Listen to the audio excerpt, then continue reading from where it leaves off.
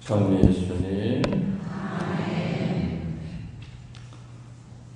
예수님이 제자들을 세상에 파견하시면서 세 가지의 영적 무기를 주시고 파견하셨어요.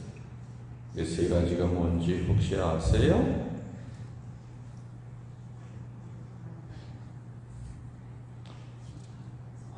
여기 와서 1년 동안 그 세 가지에 대해서 84번을 내가 얘기를 했는데 아직도 모르고 있네. 첫 번째, 여러분들 군인들이 전쟁터에 나가면서 무기 아무것도 안 주고 나가서 네 몸으로 알아서 죽든 맞든 마음대로 해라 이러지 않죠? 한지 총을 줘요. 그죠? 적어도 네 몸을 지키고 적을 물리칠 수 있는. 예수님이 마귀가 들끓는 세상에 내보내면서 제자들 파견하시면서 세 가지의 무기를 주셨어요. 첫 번째가 치유의 능력을 주셨고, 두 번째가 마귀를 쫓아내는 구마의 능력을 주셨고, 세 번째가 말씀을 선포하는 말씀의 능력을 줬어요. 이 3대 능력이 바로 제자들이 예수님에게 돈 주고 산 거예요? 아니면 거저받은 거예요? 그렇죠. 거저받았어요. 능력이 더 뛰어난 놈한테는 몇 개를 더 주고 시원찮은 놈한테는 덜 주는 것이 아니라 아무튼 제자들을 파견하면서 누구에게나 이 세 가지 능력을 똑같이 주었어요. 근데 이 능력은 문제는 완성품으로 주어진 게 아니에요. 씨앗을 줬죠. 씨앗을 가지고만 있다고 열매가 맺어요? 아니죠. 땅에다 묻고 물 주고 거름 주고 옆에 잡초 뽑고 많은 노력이 필요해야만 그 씨앗에 걸맞는 열매가 맺어요. 사제서 분받고 세상에 사목자로 파견할 때 예수님은 이 세 가지 씨앗을 심어주셨어요. 어느 신부님은 열심히 그 세 가지 씨앗에다 물 주고 거름 줘서 그 세 가지 영적 무기를 가지고 양들을 지키고 예수님의 구원 사업의 협력자가 되는가 하면, 어느 신부님은 씨앗을 받기만 하고 그냥 주머니에 집어넣고 아예 땅에 심지도 않고. 아무튼 오늘 예수님은 제자들에게 하느님의 세 가지 능력을 주어서 파견하시면서 세 가지 점을 강조하시죠. 첫 번째, 너희가 거저 받았으니 거저 베풀어라. 왜냐? 그 세 가지의 선물은 제자들이 돈 주고 산 게 아니에요. 거저 받았으니 거저 베풀어라. 우리들 많은 경우에 하느님에게 거저 받은 게 너무 많아. 근데 꼭 그거를 뭔가 대가를 받고 남에게 주려고 할 때가 얼마나 많아요. 예수님 시대 때 가르치는 선생님들을 랍비라고 그랬습니다. 랍비는 무상으로 가르쳐야 된다 이거죠. 돈 받고 가르치면 안 됐어요. 법이 그래요. 왜냐하면 모세가 율법을 야훼 하느님에게 거저받았기 때문에, 또 그 모세가 받은 율법을 랍비들에게 전달이 됐기 때문에 랍비들은 무상으로 가르쳐야 되는 규정이 반드시 있었습니다.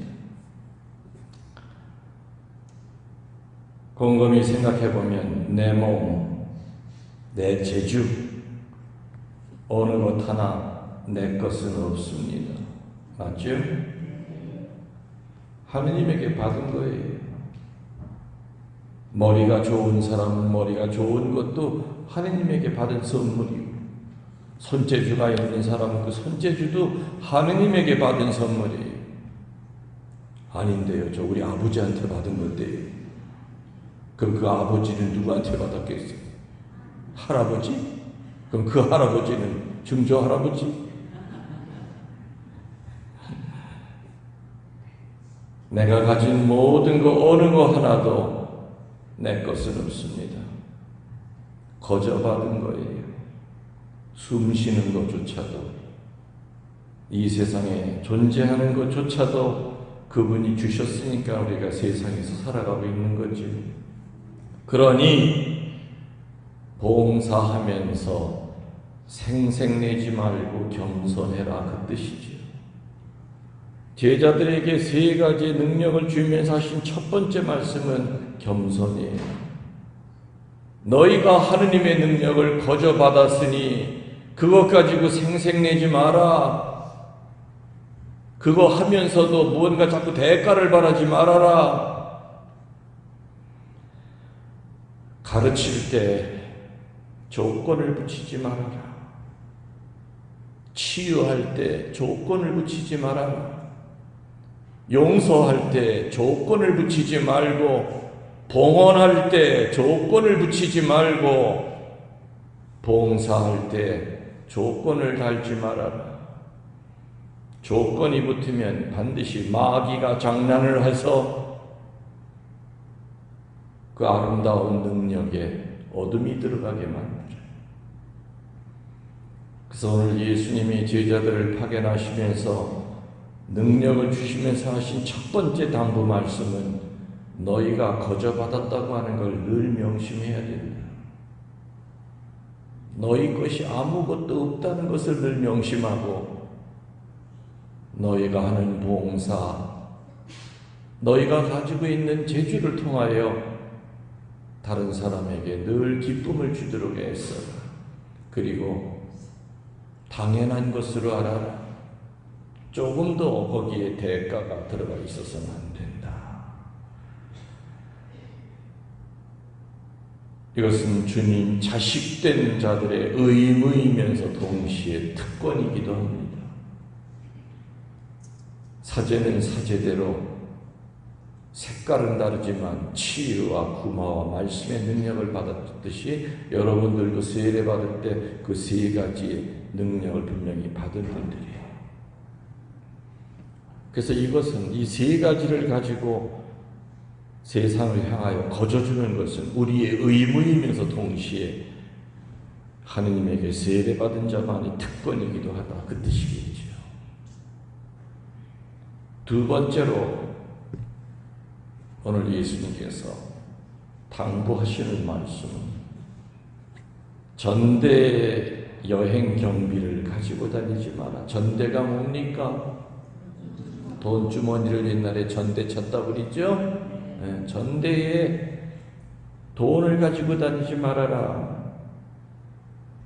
돈 필요해요. 나도 이번에 미국 갔다 올 때 비행기 거저 타고 온 거 아니죠?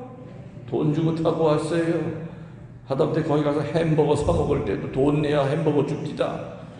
나는 이 얘기 듣고 가서 무조건 달라고 그랬더니 그냥 주걱이 날라오려고 그래. 그냥 무슨 한국 거지가 왔냐고. 돈 줘야 돼. 모두 그 돈이 필요해. 여행 다닐 때 여행 경비를 가지고 다니지 마라. 이 말 뜻은 뭡니까? 하느님 나라를 전하는 사람의 첫 번째 관심사는 물질이 아니라, 돈이 아니라 하느님이라고 하는 것을 태도로 보여야 된다. 태도로 보여야 된다. 말씀의 은사를 받은 사제들이 있습니다. 또 말씀의 은사를 받은 평신도들이 있어요. 말씀 잘하는 회장들도 있어요. 여기저기 불려다니면서 피정치도 하죠. 근데 이게 인기가 높아가면은 이제 마귀가 들어오기 시작해. 그 말씀의 은사가 거저받은 걸 모르고 자꾸만 대가를 요구한단 말이에요. 회장님, 우리 본당에 와서 강의 좀 해주세요. 몇 명 정도 모입니까? 예, 저희들은 시골 본당이라 많이 모여야 100명이에요. 아유, 저는 500명 이하는 안 갑니다. 이렇게 건방을 들어. 아니면 그럼 내가 가긴 가는데 내 가기 전에 내 책을 먼저 보낼 테니까 내 책부터 먼저 팔아서 입금시키고 난 다음에 그 다음에 얘기합시다. 요짓거리를 해. 하느님 나라를 전하는 사람의 첫 번째 태도는 강사비가 얼마냐 그게 문제가 아니죠. 하느님 자신을 전해야 돼요. 하느님에 대하여 지식을 전하는 것이 아니라, 그리고 지식을 팔아먹는 것이 아니라 하느님의 그 모습을 전해야 되고 하느님의 삶을 전해야 돼요. 다시 말하면 제자들에게서 무소유의 삶을 세상에 보여줘야 돼요. 신부님은 늘 내 거라는 것은 없다는 것이 온몸에 배어있는 분이다.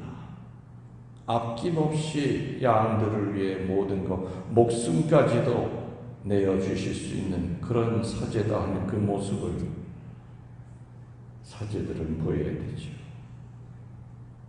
전대에 돈 몇 푼 집어넣고 안 집어넣고, 지금 예수님 그거 얘기하는 거 아니죠? 돈 때문에 그야말로 우리 옛말에 제사에는 관심이 없고 뭐에만? 제밥에만 관심이 있듯이 그렇게 살아서는 안 된다. 능력을 받은 제자들이 자칫 잘못하면은 그런 유혹에 빠지기 쉬워요. 세 번째로 오늘 예수님은 일꾼이 자기 먹을 것을 받는 것은 당연하니 먹는 것에 대해 걱정하지 말아라. 근데 밖에 나가면 저는 걱정이 돼요. 안 줄 때가 많아. 랍비가 가르치는데 보수를 받지 않는 것은 사실이지만, 그러나 가르침을 듣는 이들이라고 한다면은 그 랍비의 생활을 뒷받침해 주어야 된다는 것은 의무예요. 맞죠? 본당 신부가 본당 신부하면서 마트에 가서 알바 뛰고 밤중에 택시 운전하고 사목 되겠습니까? 안 되죠. 그 적어도 신자들은 사제가 밥 걱정을 안 하게끔 해줘야 돼요.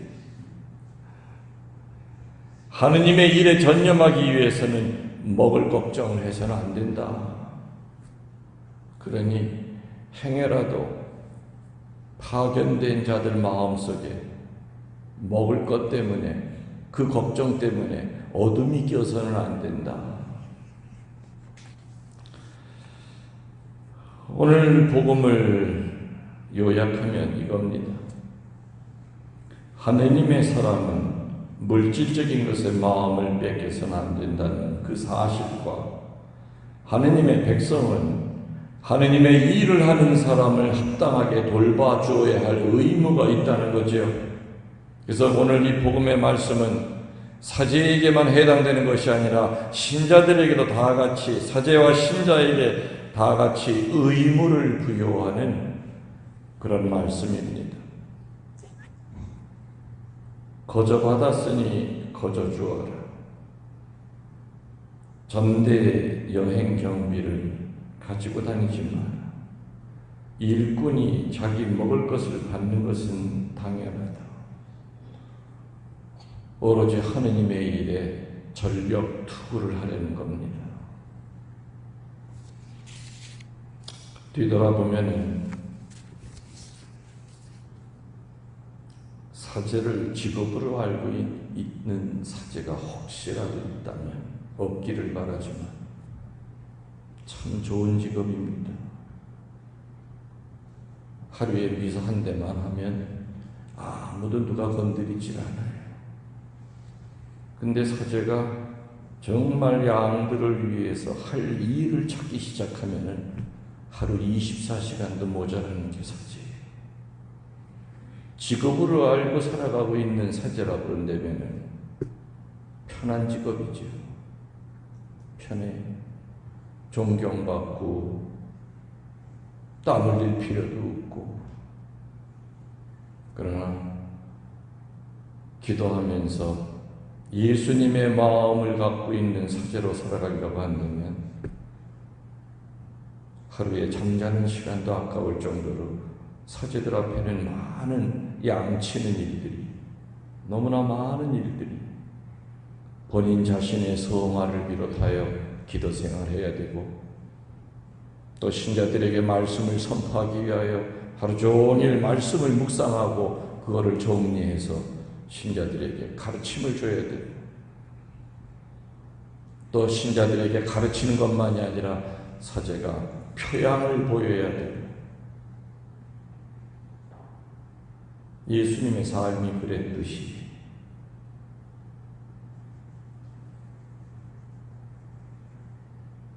예수님은 제자들을 파견하실 때 세 가지의 능력과 세 가지의 의무를 주셨다는 것.